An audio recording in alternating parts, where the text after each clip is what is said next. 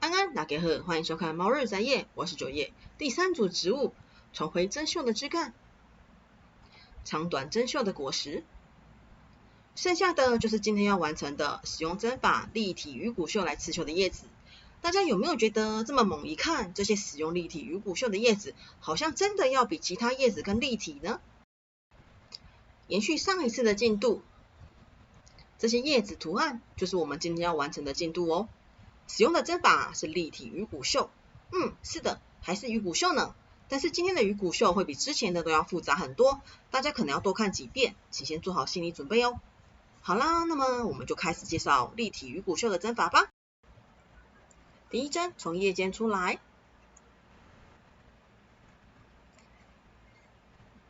第二针在距离叶尖大约 0.3 到 0.4 公分的地方下去，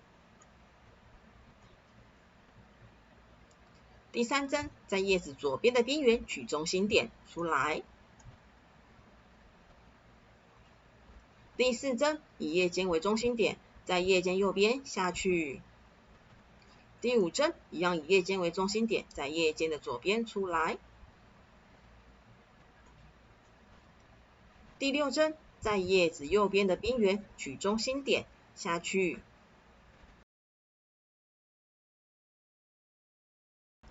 提醒大家一下下，从这里开始就是一样的步骤哦，我再重复讲解一次。第七针贴着刚刚叶子左边边缘中心点出来的位置出来。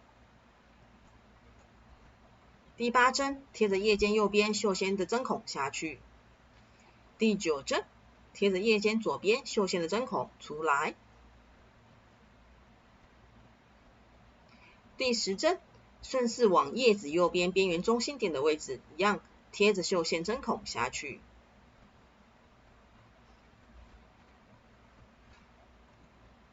大家记起来了吗？如果大家觉得好难，怎么这么难？太复杂了，我记不起来。那我这里有一个简单好记的口诀，大家可以试试看，这样会不会比较容易记得呢？先等这一段走完，然后我们才能够开始讲解。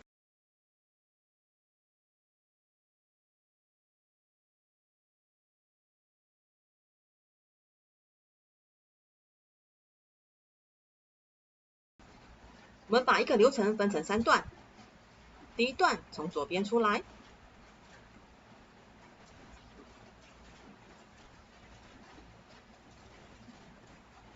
第二段走上面下去再上。如果像这样子已经绣满了，你就在绣线旁边靠外面的地方下去，把它覆盖住就好了。下去再上。第3段右边下去，后面就是一直重复这3段的节奏，大家在刺绣的时候尝试看看吧。这是我自己总结出来的简单易记小口诀。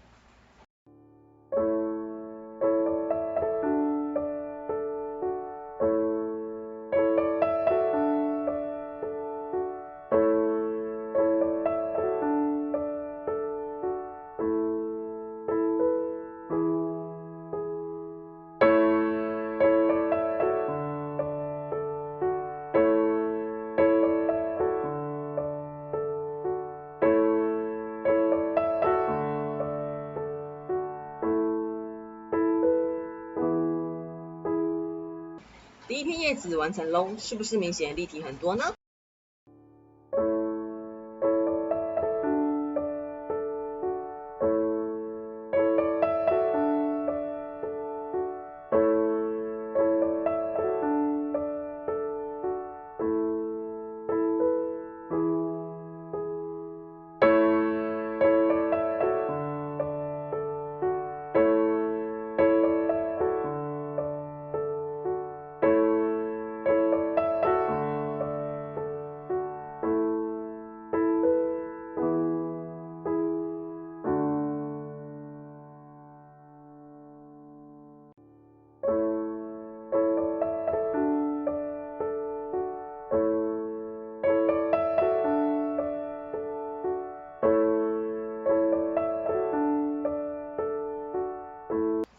这片叶子感觉绣起来还蛮好看的诶。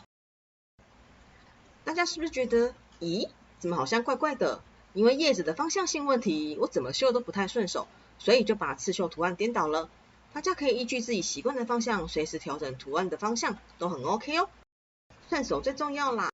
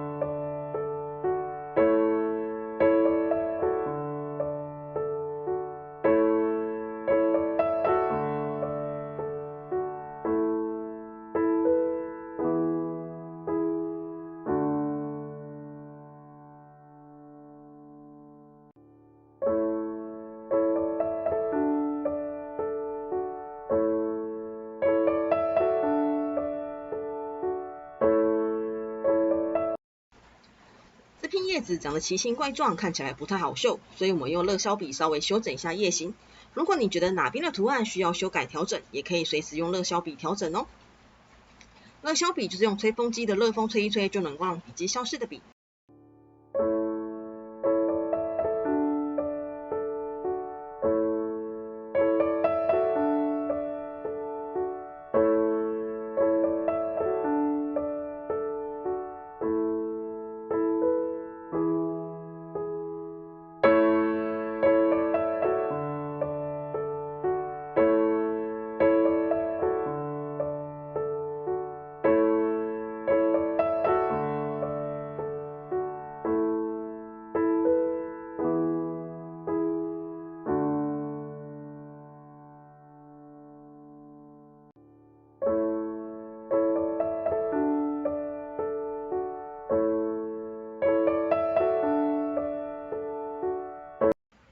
当然，第三组植物，重回针绣的枝干，长短针绣的果实，立体鱼骨绣的叶子。我们今天终于全部完成啦！这个针法，它在不同的刺绣书上依然有不同的名字。自我填充叶子绣、立体叶子绣，反正总结一句，它还是鱼骨绣的变形针法。这其实真的是有点难度的针法，就连我自己在开始正式绣之前，都偷偷练习了好几天。但是就算拍完片，也还是半懂不懂。可是，在剪影片的时候，反复看自己的影片，忽然就像打通任督二脉，全懂了。也是因为全懂了，所以才能编得出口诀和大家分享。不知道大家有没有学会这个针法呢？这个针法和其他绣叶子的针法比起来，真的明显立体很多。大家可以摸摸看，比较看看哦。好啦，我们今天的影片就到这里告一段落。如果你喜欢我们的影片，欢迎帮忙按赞、订阅、开启小铃铛，才能够在影片更新时马上收到更新时间的通知哦。